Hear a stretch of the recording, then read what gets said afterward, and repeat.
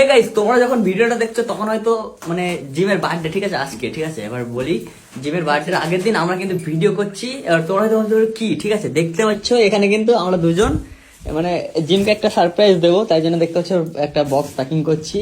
এখানে দেখতে পাচ্ছ জিমের জন্য গিফট নিয়েছে, ঠিক আছে, একটা দুটো তিনটে চারটে।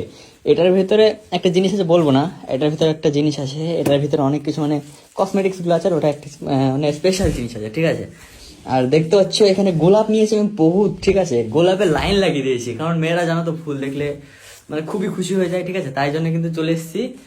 আর দেখো কতটা হবে, ঠিক আছে, গোলাপগুলো মানে ভাবছি হাতে করে নিয়ে যাবো একদম এতগুলো, জাস্ট অসাম লাগবে। আরও কিন্তু খুবই খুশি হবে, ঠিক আছে। মানে ও কেউই জানে না, কেউই জানে না, আমাদের গ্রুপের না কেউ জানে না, ওর বাড়ির কেউ জানে না, ও জানে।